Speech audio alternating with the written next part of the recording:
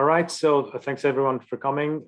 So this is going to be a very quick and informal workshop of how to get started with allolib and DistributedApp. So I'm going to share my screen and I'm going to show you kind of what you need to get started. First, let's go to the browser.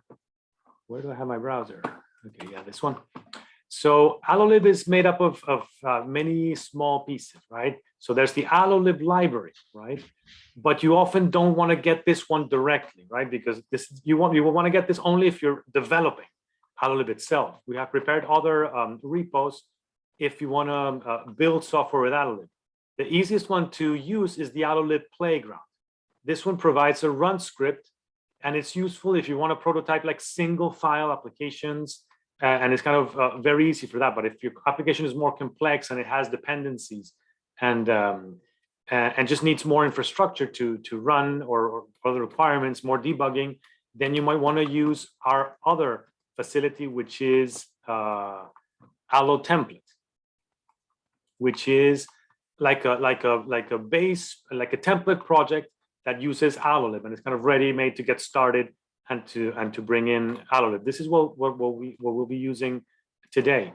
The other component that you'll see is allext, which is our extension system. Currently, we only have 5 extensions: one for assets, 3D assets through async, one for OpenVR. It's kind of connecting allolib with the OpenVR library.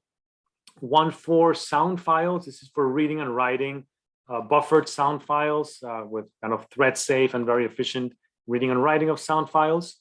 Spatial audio that has FFTW, convolution and decorrelation, and state distribution, which we'll use kind of without realizing today, which is what wraps cuddlebone and just in general applications with state, allows this propagation of state. So we'll be using allotemplate. And these are the instructions to use. Do you want to explain what cuddlebone is for people that don't know? Cuddlebone is a Karl Yerkes library for UDP broadcast of state. It's optimized to make use of like a 10 gig network like we have in the Sphere, and it's basically designed to send the same kind of information periodically. You don't really have to think about cuddlebone. If you use the allolib classes, it's kind of abstracted behind the DistributedApp that I'll show. But it's kind of an important technology that we use in the Autosphere, and allows us to kind of maximize the bandwidth inside the Autosphere. Kind of the size. But does that deal with part of the DistributedApp then? Yes, DistributedApp uses cuddlebone inside, but you never have to deal with cuddlebone. Right, the user doesn't worry about cuddlebone. It's the system that kind of builds cuddlebone, and then you use it without having to think about it. And just to explain, unless I could be being naive, but DistributedApp means that now we can distribute the application across the number of computers, a number of projectors, etc., instead of just working on a monolithic system. Correct. This is kind of the strength of the allolib library that allows you to build like a single application that can be easily deployed to a number of machines, each having perhaps different roles and different capabilities. So this is kind of the strength of what allolib can do. So to create a project, you basically clone this repo, right? And you give it a name, right? Whatever you want to name your repo, right? So this will clone this repo. Then you go into it and run the init script. The init script will remove all the traces of Git. Otherwise, you're editing this same repo, right? You want to make a new one entirely, and it brings in allolib, allext, and sets everything up. So I guess let's get started. Let's get started with that. So let me just copy this.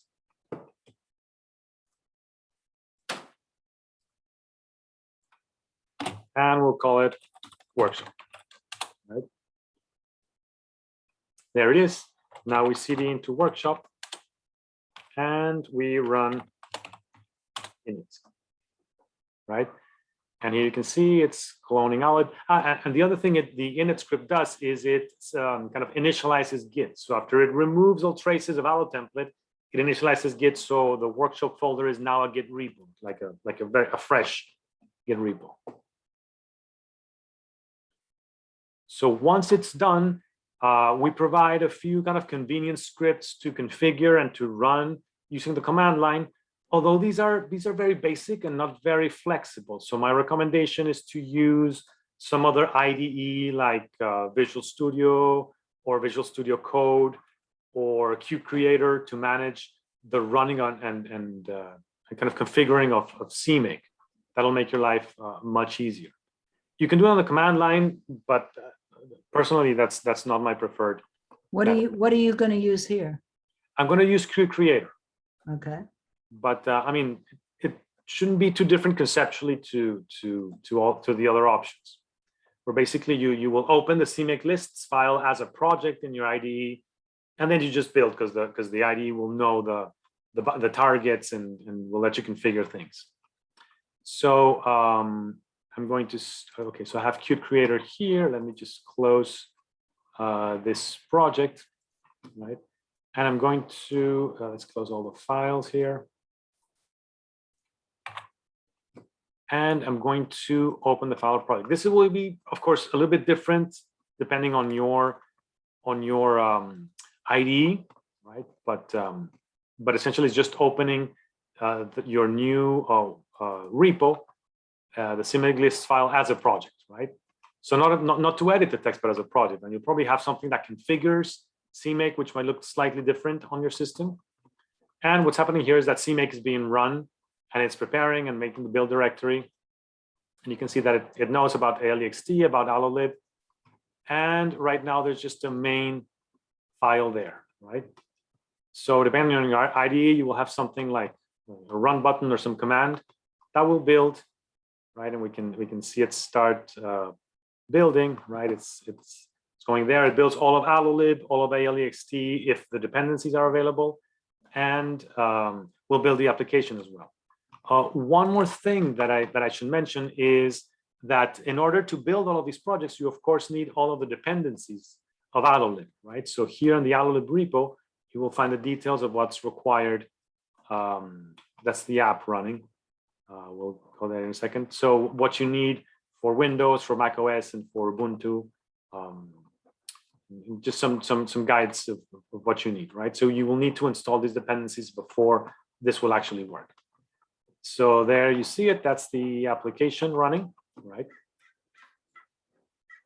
So let's go through what a regular kind of Allo app is, right? So by default, this is not a distributed app. It just uses a regular app class, right? And you can see it uses 3 virtual functions that define kind of 3 computation contexts, right?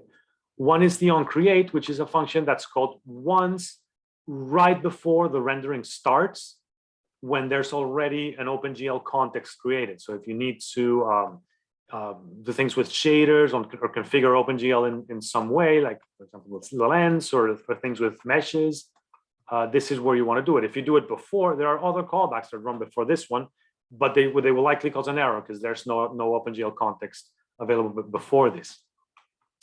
The 2 other calls that we see here are onAnimate and onDraw.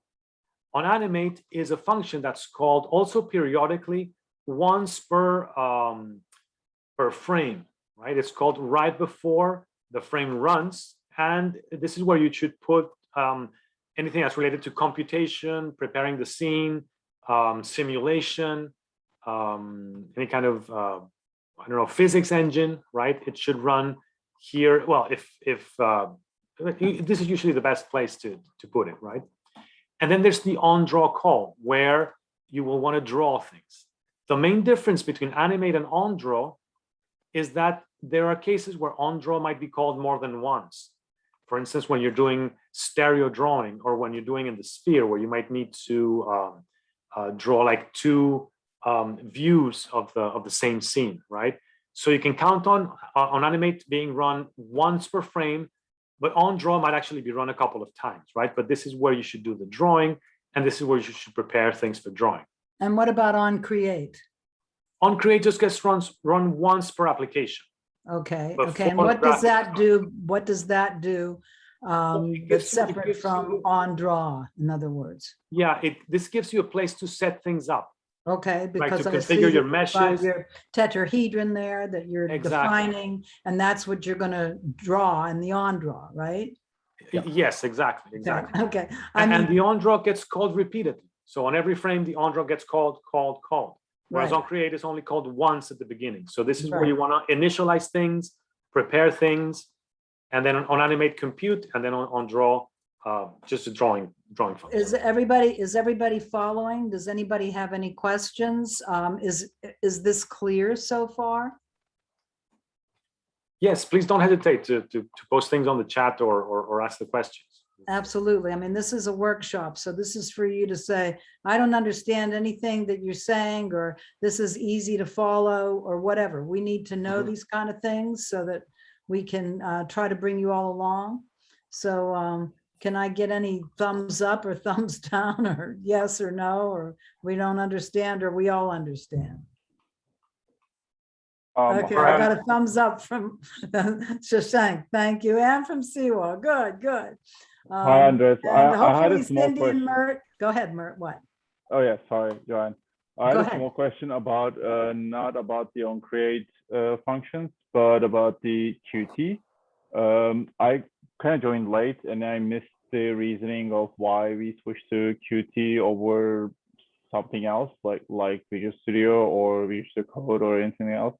Yes. No, that's a good question, and this is just my preferred IDE, but allolib and allotemplate support other IDEs. So we have we're using I use Visual allotemplate. Studio Code, Mert, when I teach with allolib Playground. So I definitely use Visual Studio Code. So it's just a matter of choice.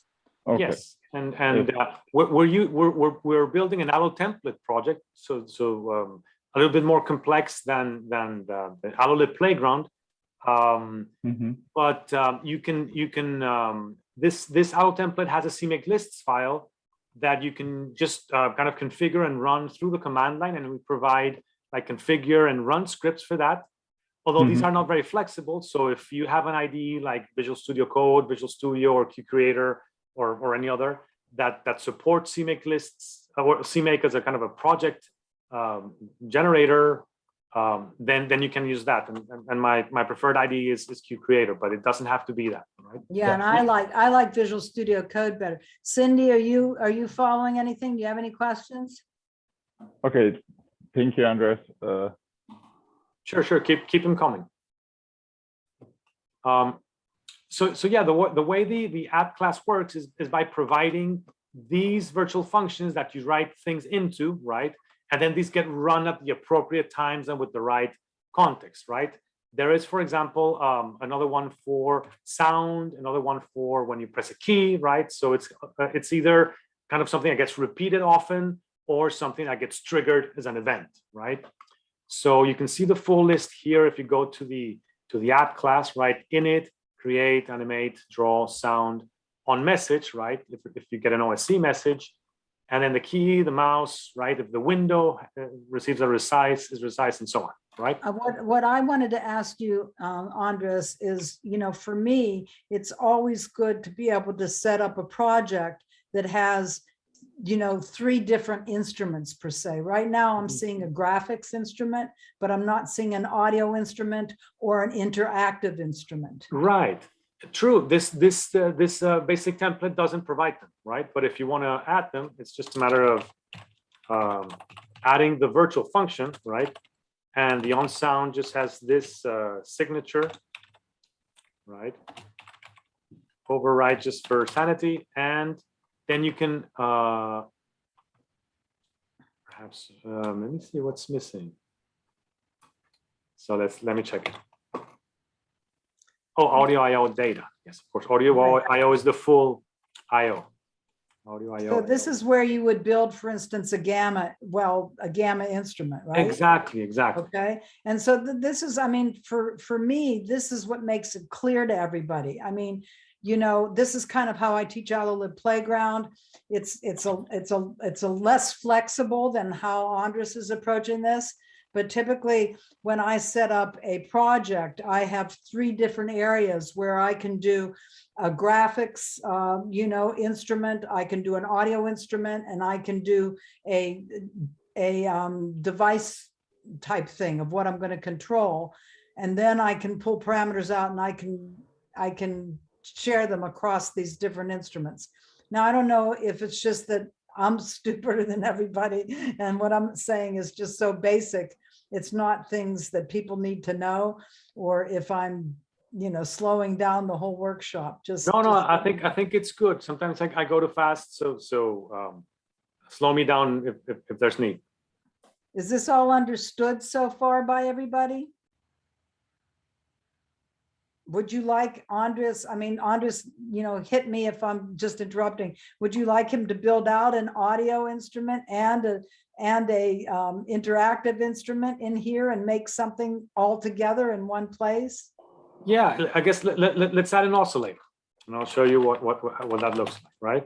Mm-hmm. So the allo template already provides everything ready to kind of use Gamma, right? So it's already in the project, and then your IDE will know where to find it and stuff. So here it's going to be an oscillator, right?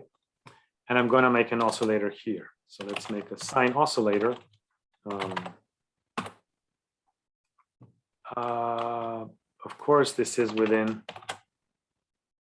the GAM namespace, right?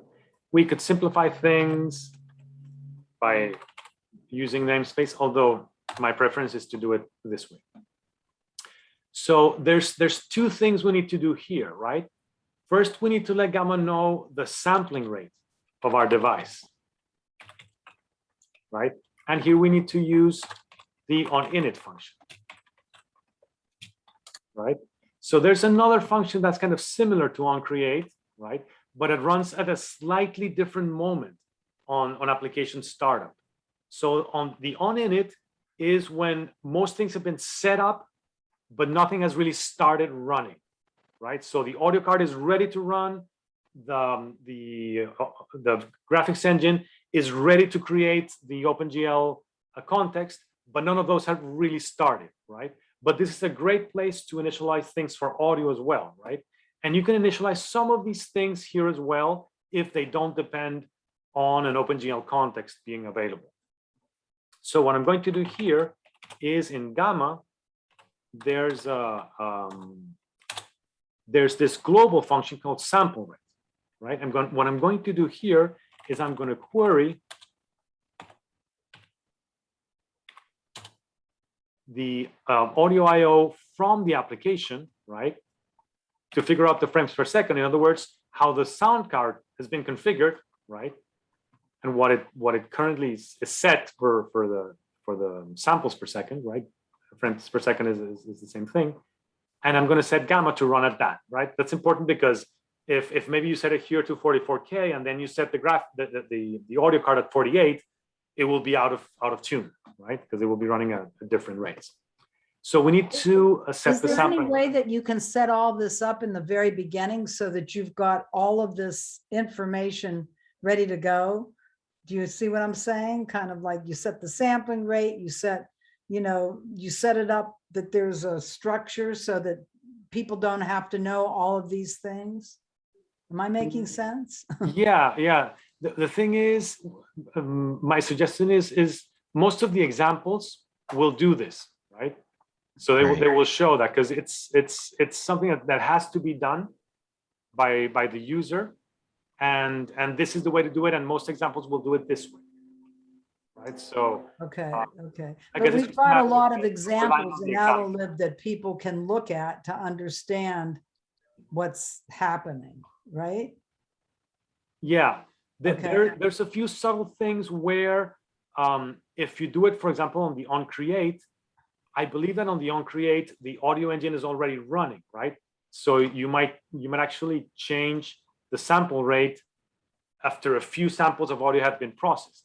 It's probably not a problem, but you probably want to do that before things run, right? So, but you can't set this globally, is what I'm saying. You can't just have something up at the top that says this, and then boom, you don't have to worry about all this other stuff. You could do something like this, right?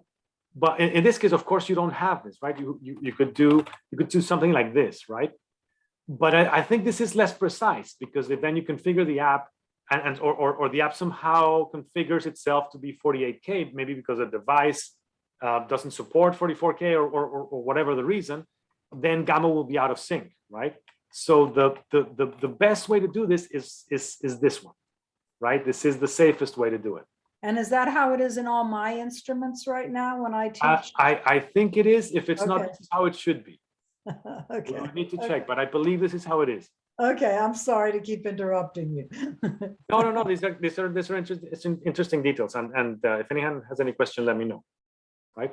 So we made an oscillator, right? An oscillator object. We made sure that Gamma knows the sampling rate of our audio device, right? And then what we can do here is we can run the oscillator, and let's make the amplitude a little bit smaller. And I'm going to run that code. And I don't know if you hear it, but I hear a sine tone playing, right? So this is it, right? So now we have on create and animate, on draw, and on sound, right? So now it's a multimedia application.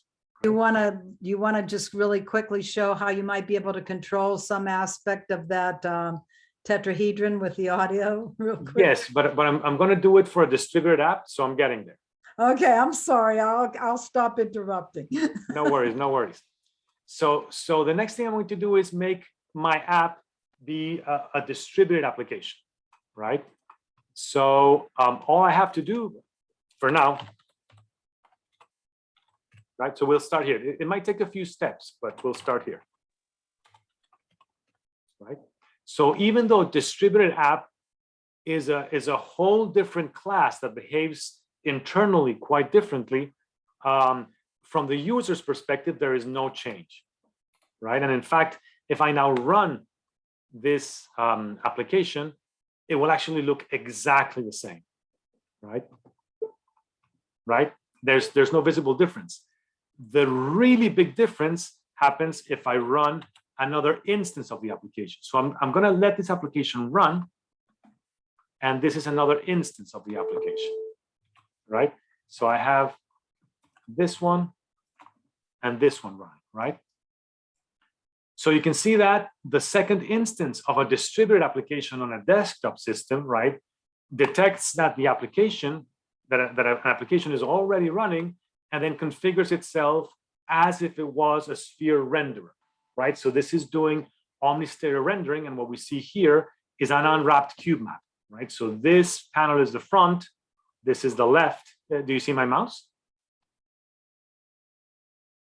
Yes, Yeah. absolutely. Okay, so this is the left, this is the right, this is the top, and this is the bottom. Can you distribute that tetrahedron among those other windows? Let me show you what happens, because we haven't really made the connection between the application, right? If I move it, right, you can see they're completely independent right now, right? And this is how the system can help you identify if your application will run in the sphere correctly, right? So now it will not run in the sphere correctly. The sphere will display this, right? But it will not be synchronized to your application, right? So even though I can navigate on this one, all of that is not being sent over to the renderers. Does that make sense? Because we haven't done any of that work. So let's start doing that. So the first thing I'm going to do is, well, I'm going to say that there's two main ways that allolib provides to synchronize states between the nodes in a distributed app.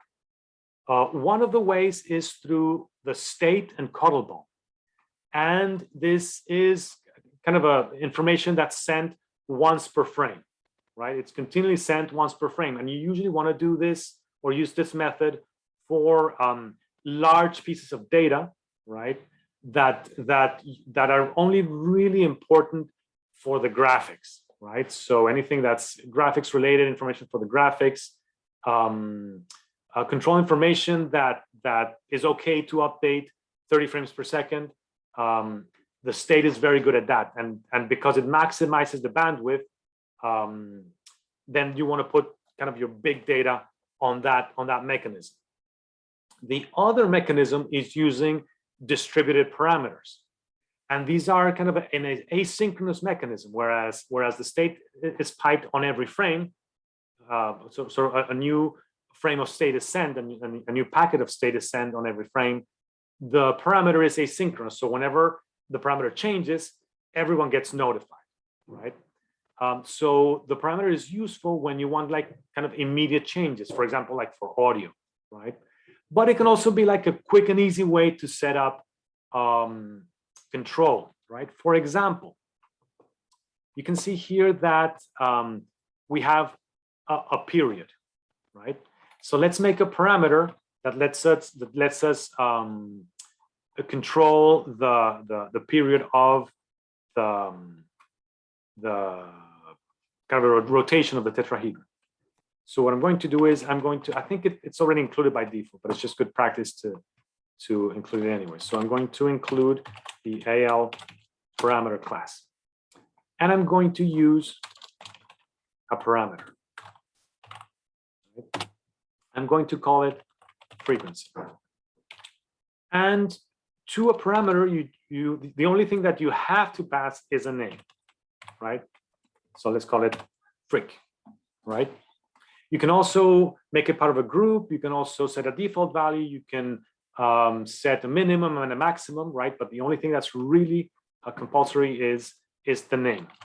Let's give more information. So the next argument or the next parameter is group, right? We'll make it part of no group. Let's say the default is 1. Let's say the minimum is 0.1 and the maximum is 5, right? There's going to be frequency of rotation. We'll maybe use that for modulation as well of the sinusoid, but we'll get there in a second. Andres, is the default type float for that parameter class? Sorry, say that again. Is the default type of the parameter float? Or what do you mean? Or an int, I guess, in this case. Oh, the parameter is float by default, but there are other subclasses that are either like a parameter bool, parameter int, and like different data types to use. Exactly. So yeah, so this one in particular is a float parameter, and you have also parameter double and all sorts of other types of parameter string, right? So you can use any of those. Okay, thank you. No worries, no worries. So let's use this one, right? Here on the onAnimate, right? Where we'll say, so this is 1.0 over frequency, right? The parameter class has been written so that you can use it mostly as if it was a float, right? So this will actually put the value, the float value there, right? So if we run that,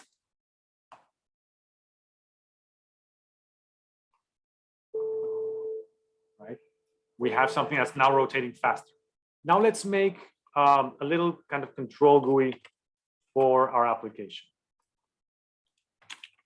I'm going to go the fast route, which is kind of less flexible, but you often want to start prototyping this way. So I'll make a GUI. Then here you have to initialize the GUI, and you also have to GUI init. And it's good to shut it down, but let's keep messy for now, just to go a little bit faster. And then what you do here is you do GUI.draw. And of course, the other thing we have to do is we're going to say we want to draw the frequency parameter, right? So basically, we added these lines to initialize our GUI system. We registered our parameter with the GUI, and then we just draw the GUI, right? So if everything goes well, we should see a little GUI there. Oops. What happened? Okay. I'm kind of going a little bit off script here, so it's doing unexpected things. Let's try it again. Oh yeah. We have to, no, there's no need for that. Yeah, that should be all that's needed. Let's see. Right, let me bring it over from another. I'm missing something. So let me bring it over. GUI draw call be outside the pop matrix? I don't think that matters, but I think it shouldn't matter. Let me think what else it could be. I might be missing something here in the initialization. So let me quickly check. So and by the way, a lot of this tutorial is going to be kind of related to in the allolib playground. There's this tutorials folder where if you go to the develop branch, you will find an Autosphere folder there, right?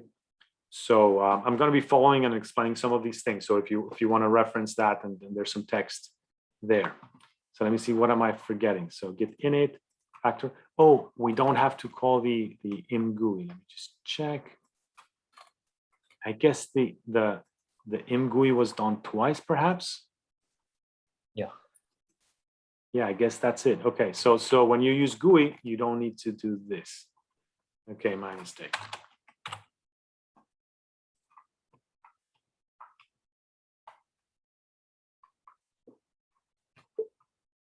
Okay, so you can see it go faster and slower. So it's kind of a quick and easy way to kind of make a GUI, right?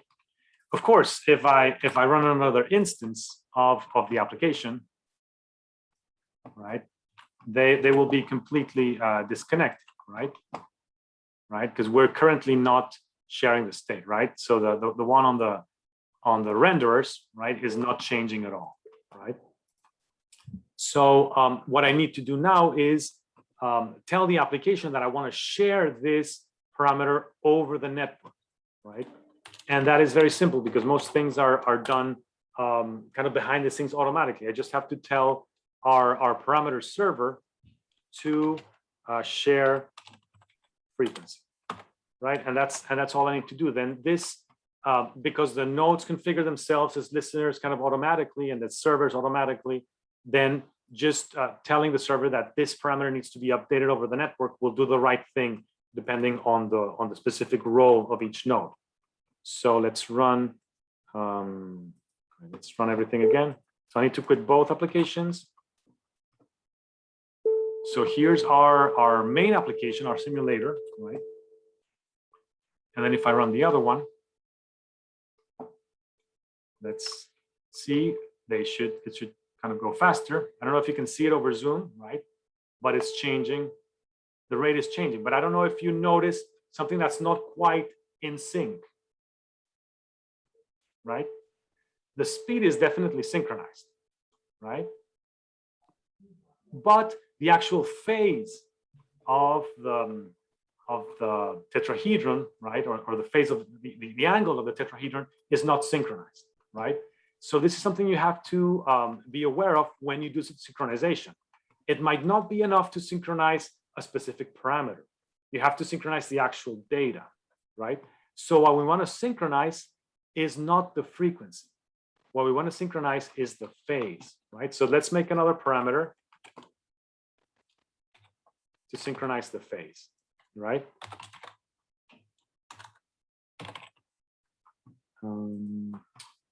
Why are you complaining? phase is already a. Oh yeah, this one. Okay, so phase round. Let's call it that. And this is a parameter that we don't want the user to control, but we're just using parameter to synchronize things over the network, right? So what I'm going to do is I'm going to, instead of synchronizing the frequency, I'm going to synchronize the phase value, right? And then here, I'm going to still draw the frequency because that's what I want the user to control, right? But then here, I'm going to say, I can actually remove this one here, and I can say phase is 0, right? And it goes from 0 to 1. And here, I'm going to say, well, now we can call it phase. So let's do that. So let's call it phase. And notice that the operator is not supported, right? So you actually have to do phase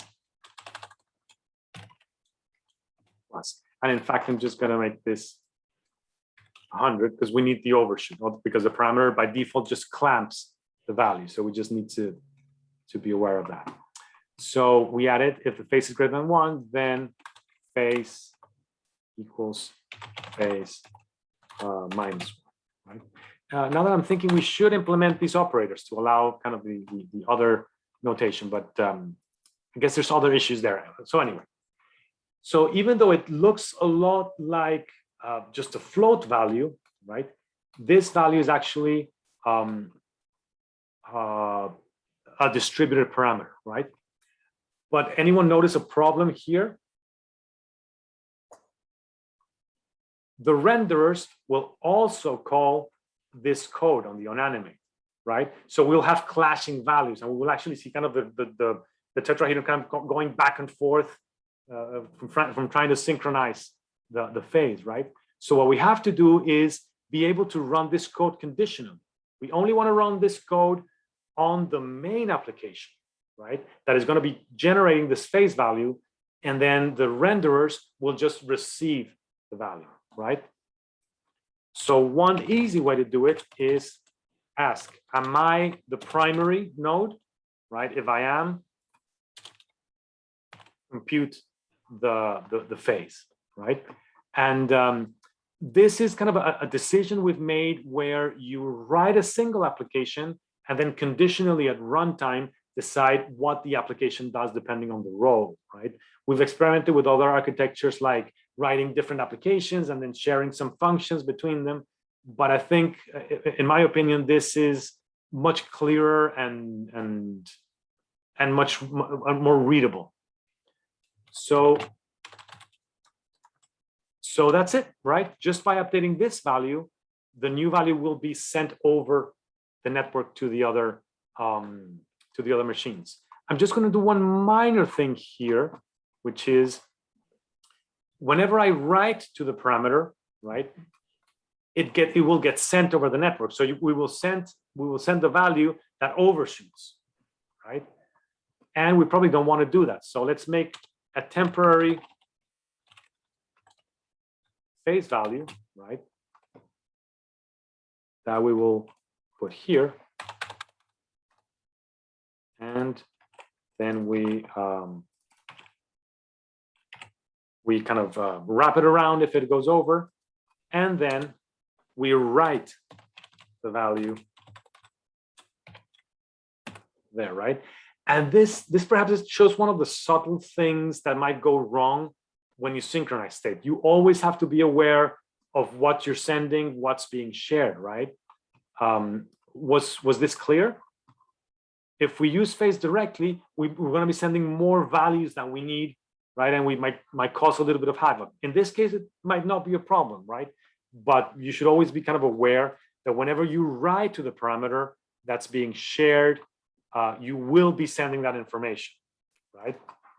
Unless you do some other stuff. There's ways not to do that, but it becomes more work in the end. So you might want to first compute the new phase, and then when you know it, that's when you write here, and that's what will be sent over to the renderers. So let's see how that works.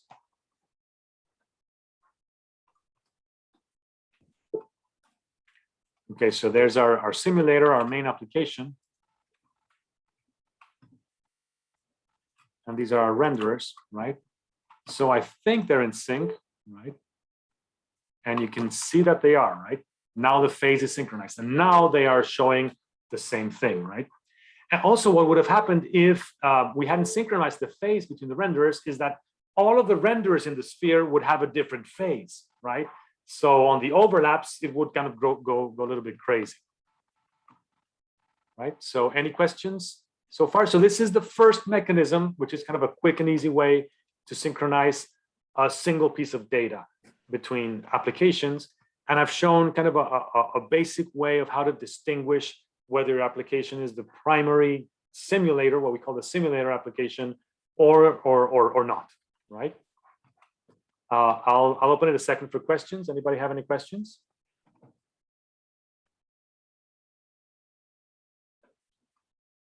All right, hopefully it's making sense so far. So now I'm going to show the other option to synchronize applications.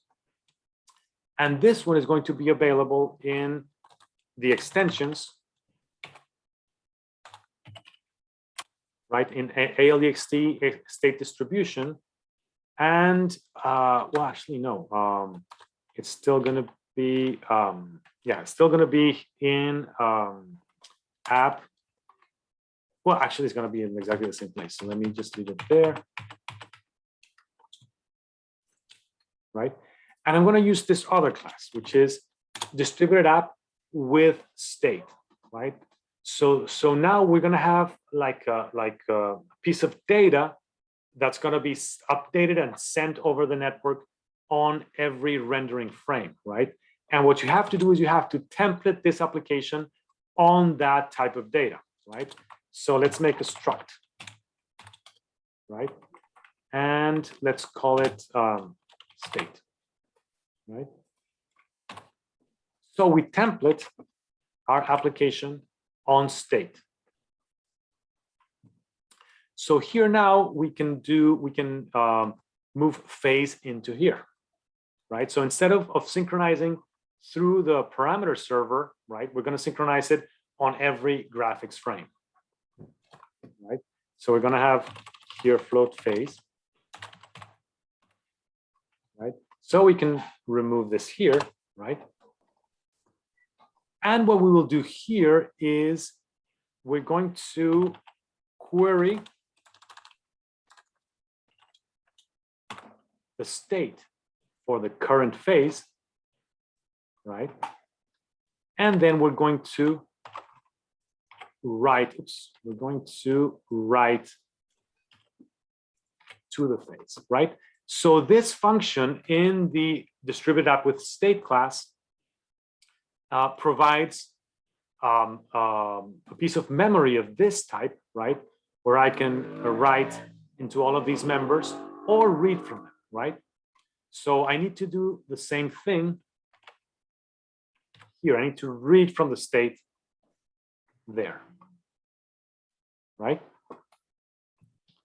So that is actually all I have to do, right? And I still have to make sure that this only gets run on the primary, right? Although if I do it on the secondary, it will still work, but we will have the original problem because now the states will not be synchronized, or maybe they will be fighting, right, between the kind of local state and the incoming state from the simulator, right? Any questions there? Does that make sense? All right, so let's run it. A second, let me make sure I quit all of the other applications that are running. So here it is. Right. So something happened there. Let's check.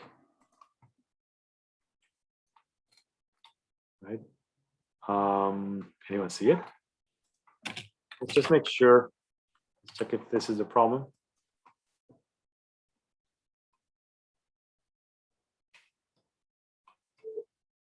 Okay, I'm not sure what happened there.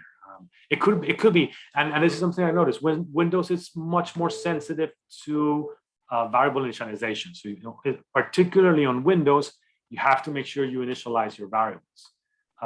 Linux and OS X are more forgiving in that respect for some reason, right?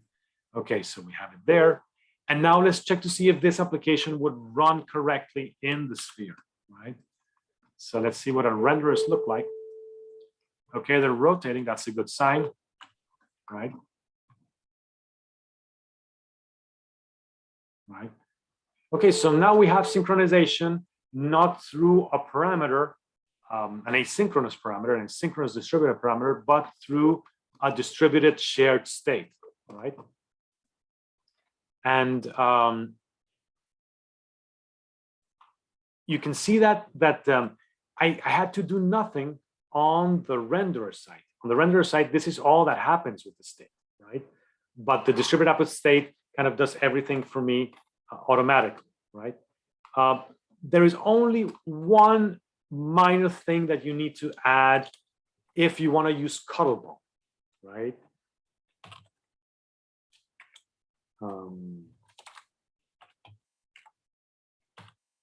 Let me try to remember what it's called. Yes, you have to include, right? So right now, this state is actually being sent over OSC, right? Which is kind of a little bit of a kludge, and it won't allow very large states. So it works for smaller things like this, but if you want to use large states of several hundred megabytes, then this will not work. The OSC cannot the OSC libraries are kind of limited in that respect. You have to use cuddlebone, right? And in that case, you do have to use the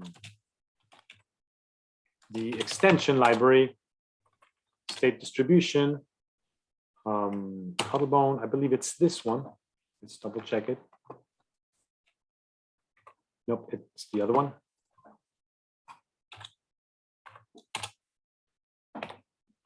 Right? This provides this static function, right? Where you can say, if, what was it? Can use. If can use cuddlebone. Right? So if the system can use cuddlebone, which is not the case for Windows where I'm on, right? You will want to enable cuddlebone, right?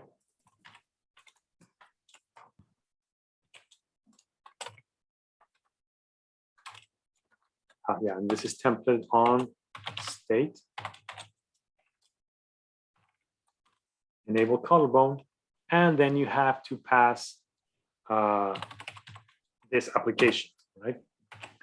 So this is all you have to do. This actually uses a kind of a clever system that I developed for allolib, where you can swap out parts of the application at runtime, right? So it swaps everything that's been done behind the scenes by OnInit and replaces it with a cuddlebone version instead of the OSC kind of state distribution that's there by default.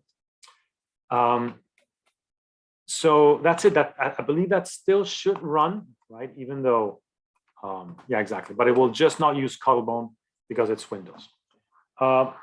So that's essentially it. The other only thing you might want to do occasionally is find out the capabilities, right? There, for example, you might want to skip this drawing code altogether on the renders, even though it has no effect, right?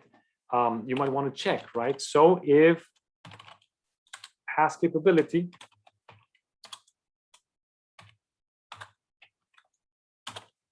right? So if it can draw a 2D GUI, then draw it, right?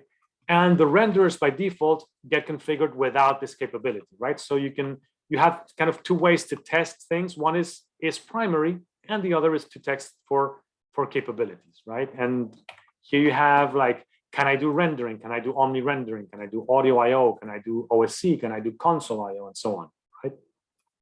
So you can test for these things if you need to do kind of something specific on a specific node, right? And that way you can write a single application that at runtime changes its behavior, right? So even though I haven't gone kind of into the audio part of it, right? You might want, you could use either a parameter here or something from the state to change how the audio behaves, right?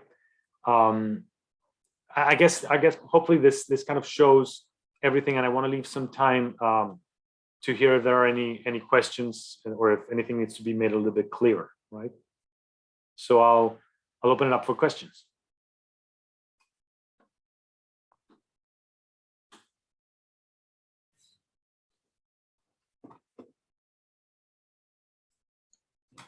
I have a question. Yes, go ahead. Can I test your tutorial on Linux PC? Yes, yes. This exact tutorial should run on Linux, and this is also very similar to the examples that are here in allolib Playground tutorials Autosphere, right? These 4 tutorials show essentially the same thing, right? And this is all code that's entirely cross-platform. It will run on Linux, on OS X, and on Windows. The only subtle difference is this part, right? On Windows, this line will never run, right? Because Cuddlebone is not available. If for some reason, well, if you see this, then sorry, if you were able to import this, then this probably will run because Cuddlebone is there. But if in case something went wrong, this might not be executed. But it will be kind of on OS X and Linux with the usual setup. So yeah, the answer is yes. And what you will want to do is you will want to run these 2 instances of the application to verify that the renderers, right, what would be the renders in the sphere, that they are actually synchronizing and they're getting all the data, right? There are other issues that might not kind of be captured in the sense of maybe file system bottlenecks or maybe network bottlenecks, but this will kind of guarantee that at least the applications are ready to be synchronized in the sphere, right? This is the closest you can get without actually running it on the hardware. Thank you. Thank you for your answer. No problem. Are there any other questions or anything anybody else would want to see?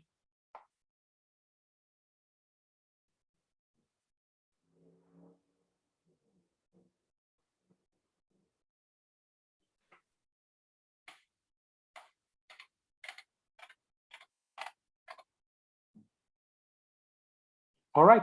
I guess we can leave it there. So I just wanted to say, if you're curious about this and have questions, don't hesitate to ask, right? You probably all know my address. If not, drop me a line or look it up on the website. It's there. It's andres@mat.ucsb.edu at MAT.